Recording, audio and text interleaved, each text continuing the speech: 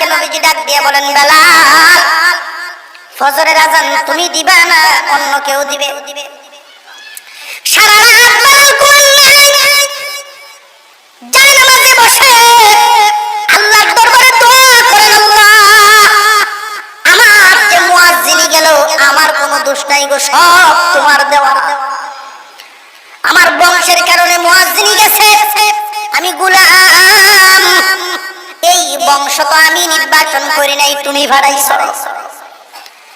আমার চেহারার কারণে আমি কালো মানুষ, এই জন্য আমার মুয়াজ্জিনি গেল। আমি তো সুন্দর কালো নির্বাচন করি নাই, তুমি কালো বানাইছো। জবানের সমস্যা, উচ্চারণ হয় না, এটাও আমার কোনো হাত নাই, তোমার দেওয়া নিয়ামত। তোমার দেওয়া কারণে, তোমার দেওয়া নিয়ামতের কারণে আমার এই মসজিদে নববীর মুয়াজ্জিনি চলে গেল। আমি দৈনিক 5 বার তোমার নাম ধরে ডাকতাম। মসজিদে নববীর মুয়াজ্জিনি যাতে হযরত বেলাল যেই সারা রাত যায় নামাজে বসে কান্নাকাটি করলেন, আল্লাহর দরবারে দোয়া করেন, আল্লাহ তুমি দয়া করে হেদায়েত দিয়েছো, এই জন্য মনে হয় আমি হেদায়েত পাইছি। যদি নবীগণের হাতে হেদায়েতের টিকেট থাকতো তাহলে আমার সিরিয়াল অনেক পরে পরে যেত। ফজরের আজান হইল, নামাজও হয়ে গেল, সাহাবায়ে কেরাম নিয়ে বসে আছেন। এমনি জিবরাইল আমিন আসছেন, ওগো নবীজি আজকে কি আপনার মসজিদে ফজরের আজান হয় নাই? আল্লাহু আকবার বলেন, আজকে কি ফজরের আজান হয় নাই? কেন নয়? অন্য দিনের তুলনায় অনেক সুন্দর কণ্ঠে, অনেক শুদ্ধ আওয়াজে কণ্ঠ দেওয়া হয়েছে। উঁচা বংশের মানুষে আজান দিয়েছে, আজান হয় নাই কেন? ইয়া রাসূলুল্লাহ, আল্লাহ আমাকে পাঠাইছেন জিজ্ঞাসা করার জন্য, আপনার মসজিদে নববীর আজানের আওয়াজ আজকে উপরে উঠে নাই, এই জন্য আল্লাহ পাঠাইছেন। বেলাল যখন আজান দেয়, শুধু প্রথম আসমান নয়, সপ্তম আসমান ভেদ করে আল্লাহর আরশে গিয়ে আজানের আওয়াজ ধাক্কা খায়। ইন্না আকরামাকুম ইনদাল্লাহি আতকাকুম। আমরা তো চেয়ারের অধিকারী মনে করি যে সম্মানী, আল্লাহ বলেন না না, এটা তোমাদের নজর, আমার নজরে সম্মানী ওই ব্যক্তি যার তাকওয়া বেশি। যার তাকওয়া বেশি তার সম্মান বেশি, এটা আল্লাহর কাছে। আল্লাহ পাক রব্বুল আলামিন বলেন, 5টা গুণে গুণান্বিত হয়ে গেলে আমি আল্লাহ 3টা জায়গায় আমি সম্মানী করে দেই, 3টা পুরস্কার। 1 নাম্বার পুরস্কার, আমার পক্ষ থেকে মর্যাদা বাড়ায় দেওয়া হয়। মহান আল্লাহ যখন ঘোষণা দেন, মর্যাদার ঘোষণা, জিবরাইল আমিন এই ঘোষণা আসমানের ফেরেশতাদেরকে জানায়া দেন। আসমানের ফেরেশতারা জমিনবাসীদেরকে জানায়া দেন। এই জন্যই জমিনের সবাই তারে সম্মান করতে বাধ্য। এই 5টা গুণে মানুষ যখন গুণান্বিত হয়ে যায়, আল্লাহ তার মর্যাদা এত বাড়ায়া দেন। মানুষের সামনে থাকলেও মর্যাদা আছে, সামনে না থাকলেও নামের মর্যাদা আছে, দুনিয়াতে থাকলেও মর্যাদা আছে, দুনিয়া থেকে বিদায় হয়ে গেলেও এই নামের মর্যাদা মানুষ ভুলবে না। ইন্নামাল মুমিনুনা আল্লাযীনা ইযা যুকিরাল্লাহু ওয়াজিলাত কুলুবুহুম। আল্লাহ পাক রব্বুল আলামিন বলেন, সত্যিকারের ঈমানদারের 1 নাম্বার গুণ হবে তাদের ভিতরে আল্লাহর ভয় থাকবে। আল্লাহর ভয়, আমাদের ভিতরেও তো আল্লাহর ভয় আছে, কিন্তু সবার ভিতরে সমান নয়। যেই পরিমাণ ভয় থাকার কথা এই পরিমাণ নাই। পরিপূর্ণ ভয় যার ভিতরে ঢুকিয়া যাবে, এই মানুষটা কোনোদিন আল্লাহর নাফরমানি করবে না। গুনার কাজ করতে গেলেই সাবধান হয়ে যাবে। আমি দেখি আর না দেখি, আল্লাহ তো আমাকে দেখেন। আল্লাহর ভয় ভিতরে ঢুকলে পরে মানুষটার হালত কেমন হবে? উবাই ইবনে কাব রাদিয়াল্লাহু তাআলা আনহু থেকে বর্ণিত, তিনি বর্ণনা করেছেন, এই দুনিয়ার জমিনে কোথাও যদি চিকন একটা রাস্তা দেখো, রাস্তাটা হবে অত্যন্ত চিকন, দুনো সাইডে দিয়া কাটার গাছ, এমন রাস্তা দিয়ে একজন মানুষ চলতে গেলে কিভাবে চলতে হবে যে খুব সাবধানে, খুব সাবধানতার সাথে কদম বাড়ানো লাগবে। কোন দিক দিয়ে কাপড়ে কাটা লেগে যায়, কোন দিক দিয়ে গায়ে লেগে যায়। একজন সত্যিকারের ঈমানদার এই দুনিয়ার জমিনে বসবাস করলে, চলাফেরা করলে, লেনদেন করলে, বাজার করলে, গৃহস্থী করলে সব সময় এই কথাটাই মনে রাখবে, কিভাবে চললে গুনাহ নামক কাঁটা লাগা যায়। সাবধান থাকবে, খুব হুঁশিয়ার থাকবে। গুনাহকে খুব ভয় পাবে, গুনাহর কারণে আল্লাহ রাগান্বিত হয়ে যান। আল্লাহ পাক রব্বুল আলামিনের ভয় পরিপূর্ণ ভিতরে ঢুকাইতে হবে। সত্যিকারের ঈমানদারের এক নাম্বার গুণ হলো ভিতরে আল্লাহর ভয় ঢুকানো। কিন্তু আল্লাহর ভয় তো আমাদের ভিতরে পরিপূর্ণ নাই, যেই পরিমাণ থাকার কথা এই পরিমাণ নাই। এই ভয়টা পরিপূর্ণ ঢুকানো কেমনে? বুজুর্গানে দ্বীনের সোহবতে যাওয়া লাগবে, আল্লাহ ওয়ালাদের কাছ থেকে চিকিৎসা নিতে হবে, পরামর্শ নিতে হবে।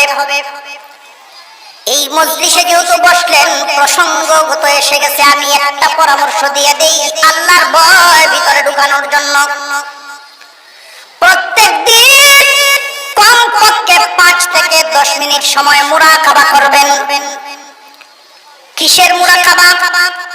মৃত্যুর মুরাকাবা। আল্লাহর পয়গম্বর বলেন, মরার আগে একবার মরিয়া দেখো।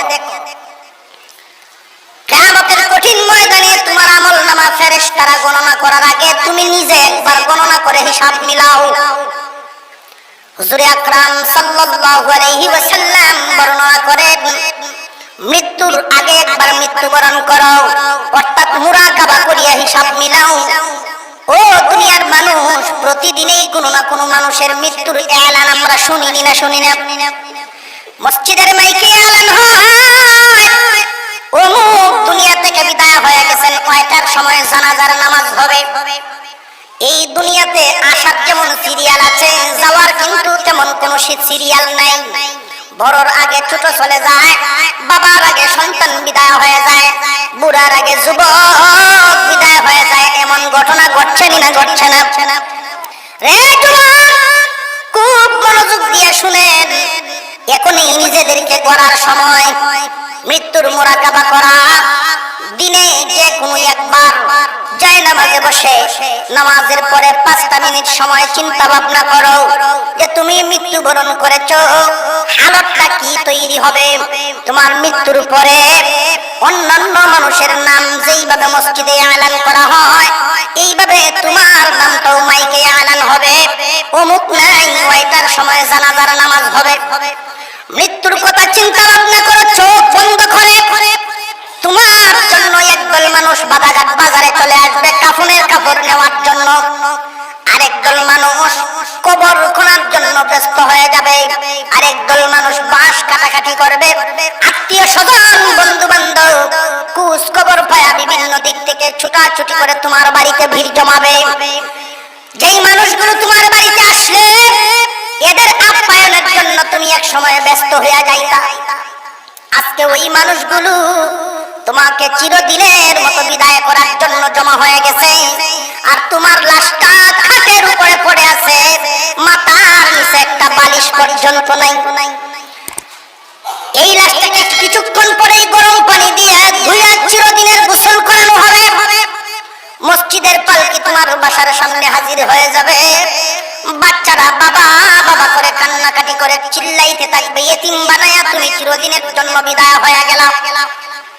আত্মীয় স্বজন তোমাকে মসজিদের পালকিতে উঠায়া ওই যে মাটির ঘর, 3 সাইডে মাটি, উপরে থাকবে বাঁশের কাঠি, ওই ঘরে নিয়ে যাওয়ার জন্য রওনা দিবে। তুমি যে খালি হাতে কাফনের কাপড়ের ভিতরে তোমার বডি নিয়ে রওনা দিলা, সাথে কি নিয়েছো? অনেক লম্বা সফর। সাথে কি দিলা? এই হিসাবটা যখন তোমার মিলবে, প্রতিদিন 5টা মিনিট সময় এই স্মরণ যদি করতে পারেন, আস্তে আস্তে আল্লাহর ভয় ভিতরে ঢুকিয়া যাইব। ইন্নামাল মুমিনুনা আল্লাযীনা ইযা যুকিরাল্লাহু ওয়াজিলাত কুলুবুহুম। সত্যিকারের ঈমানদারের 1 নাম্বার গুণ হবে আল্লাহর ভয় ভিতরে ঢুকবে। আল্লাহর নাম শুনলে শুরু হয়ে যাবে। আজানের আওয়াজ শুনলে ব্যবসায় তারে আর আটকায় রাখতে পারবে না, নামাজে দাঁড়ায় যাবে। আজানের আওয়াজ শুনলে জমিনে তারে আটকায় রাখতে পারবে না, ক্ষেতের আইল হইলেও নামাজে দাঁড়ায় যাবে। আজানের আওয়াজ শুনলে আরামের ঘুম তারে বাধা দিতে পারবে না, মসজিদে গিয়ে হাজির হয়েই যাবে। আল্লাহর বান্দার ভিতরে যখন আল্লাহর ভয় ঢুকিয়া যাবে, এটা 1 নাম্বার গুণ। মুমিনের 1 নাম্বার গুণ হলো আল্লাহর ভয় থাকবে তার ভিতরে। ইন্নামাল মুমিনুনা আল্লাযীনা ইযা যুকিরাল্লাহু ওয়াজিলাত কুলুবুহুম। সত্যিকারের ঈমানদারের 1 নাম্বার গুণ হলো তার ভিতরে আল্লাহর ভয় পরিপূর্ণ থাকবে। সত্যিকারের ঈমানদারের 2 নাম্বার গুণ, ওয়া ইযা তুলিয়াত আলাইহিম আয়াতুহু যাদাতহুম ঈমানা। সত্যিকারের ঈমানদারের 2 নাম্বার গুণ হলো তার ভিতরে কুরআনুল কারীমের মহব্বত এত বেশি থাকবে, আল্লাহর কালাম শুনলেই তার ঈমান বাড়বে। আল্লাহর কালামের তিলাওয়াত, কালামুল্লাহর তিলাওয়াত শুনলেই তার ঈমান বাড়ে। ঈমান তো এমন এক দৌলতের নাম, চোখেও দেখা যায় না, হাতেও স্পর্শ করা যায় না। বাড়ে বা কমে কেমনে বুঝতাম? মুফাসসিরিনে কেরাম বলেন, কুরআনুল কারীমের তিলাওয়াত শুনলে যদি ভালো লাগে, বুঝবে ঈমান বাড়ে। আল্লাহর কালামের তিলাওয়াত করতে যদি ভালো লাগে, বুঝবে তোমার ঈমান বাড়ে। এই কালাম যারা তিলাওয়াত করে, মাদ্রাসায় পড়ে এবং পড়ায়, এদেরকে দেখলে যদি ভালো লাগে, বুঝবে তোমার ঈমান বাড়ে। কোরআনের মহব্বত তোমার দিলের ভিতরে এত বেশি থাকা চাই, আল্লাহর কালামের মহব্বত যেন তোমার দিলের ভিতরে থাকা চাই। কিয়ামতের কঠিন ময়দানে আল্লাহর কালাম মানুষের জন্য সুপারিশ করতে থাকবে। মহান মাওলাই কারীম লৌহে মাহফুজকে ডাক দিয়ে জিজ্ঞাসা করবেন, রে লৌহে মাহফুজ, তোমার কাছে আমার কালাম সংরক্ষিত ছিল, হেফাজত ছিল, কালাম কই? লৌহে মাহফুজ বলিয়া দিবে, আল্লাহ, আপনার কালাম তো জিবরাইল আমিন আমার কাছ থেকে নিয়ে গেছে। কোথায় নিয়ে গেল? জিবরাইলকে জিজ্ঞাসা করেন, জিবরাইলকে জিজ্ঞাসা করা হবে। জিবরাইল আমিন বলবেন, আমি আস্তে আস্তে ক্রমান্বয়ে আপনার কালাম আপনার হাবিবের কাছে পৌঁছায় দিছি। আমি এমন ভাবে হেফাজত করেছি, একটা আয়াত কোন জিন্নাত বা শয়তানকে চিনায় নিতে দেই নাই। যেইভাবে লৌহে মাহফুজ থেকে নিয়েছিলাম, ওইভাবেই আপনার হাবিবের কাছে পৌঁছায় দিছি। আল্লাহর হাবিবকে আল্লাহ পাক জিজ্ঞাসা করবেন, হাবিব আমার কালামের হেফাজত আপনি কি পরিমাণ করিয়াছেন? ইয়া রাব্বুল আলামিন, আপনার কালামের হেফাজতের জন্য তায়েফে গিয়ে আমি গায়ের রক্ত ঝরাইলাম। আপনার কালামের হেফাজতের জন্য উহুদের ময়দানে আমি দন্দন শহীদ করে দিলাম। আপনার কালামের হেফাজত আমি করিয়া আসছি, আমার কালাম এখন কই? আপনার কালাম আমার উম্মতের জিম্মাদারিতে দিয়ে আসছি। আমরা তো মনে করি শুধু কালামের হেফাজত করবে ওলামায়ে কেরাম, টুপিওয়ালা দাড়িওয়ালা, যে না, সমস্ত উম্মতের উপরে জিম্মাদারি আছে। সমস্ত উম্মতেই আল্লাহর কালামের জিম্মাদারি পালন করবে। যদি উম্মত দাবি করেন তাহলে জিম্মাদারি নিতে হবে। উম্মত যদি দাবি করেন জিম্মাদারি নিতে হবে। যদি জিম্মাদারি না নেন, কিয়ামতের দিন ঠিকিয়া যাবে। আল্লাহর কালামের হেফাজতের জিম্মাদারি প্রত্যেক উম্মতের উপরে নবীজি দিয়েছেন।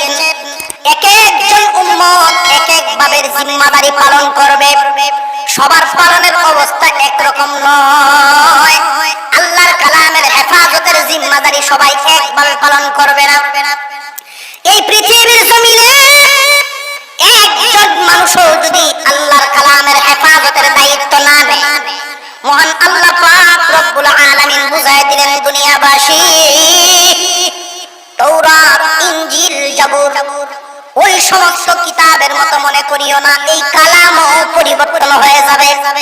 না, অন্যান্য কিতাবগুলো নাজিল করেছি আমি, হেফাজতের জিম্মাদারি আমার হাতে নেই নাই।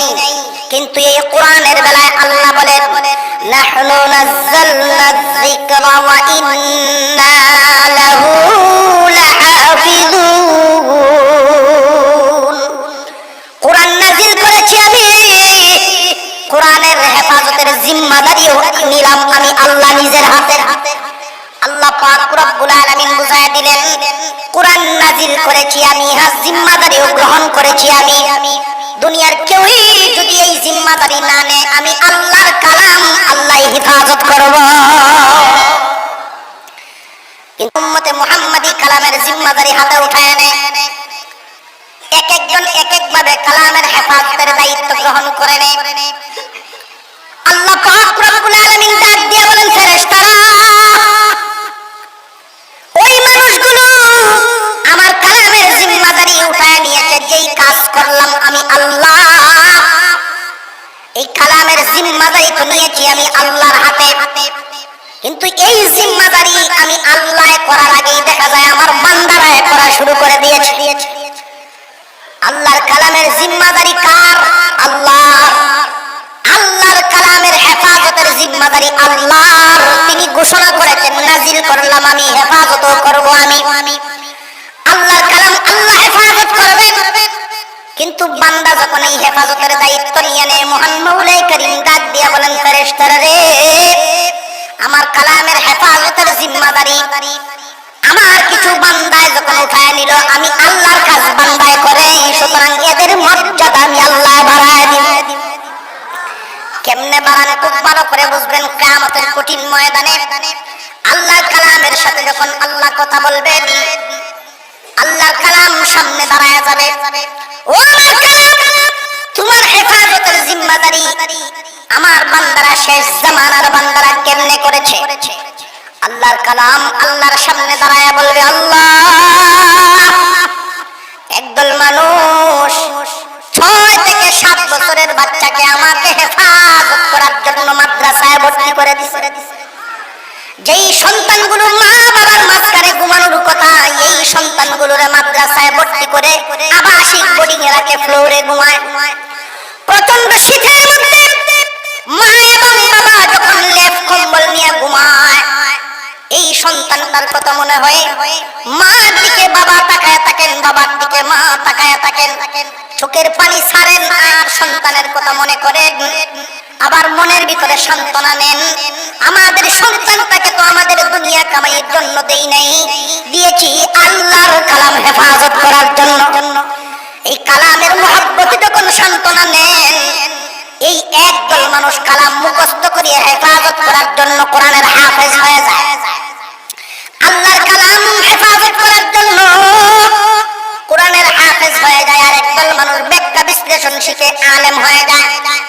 আল্লাহ পাক রব্বুল আলামিন হাশরের মাঠে ঘোষণা দেন, ও আমার ফেরেশতারা, যারা হাফেজ আলেম, এদের মা বাবা গনে মাথার মধ্যে এমন কিছু টুপি পরায় দাও, যেই টুপির আলো এত বেশি হবে চন্দ্র সূর্যের চাইতে সুন্দর।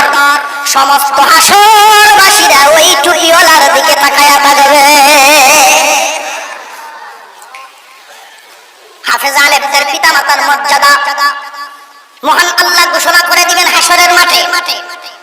2 নম্বরে ঘোষণা করা হবে হাফেজ এবং আলেমদের মর্যাদা ঘোষণা করা হবে কোরআনের মহব্বতের কারণে। আল্লাহর কালামের মহব্বত দিলের ভিতরে রাখবেন। আল্লাহ পাক রব্বুল আলামিন বলবেন, কিয়ামতের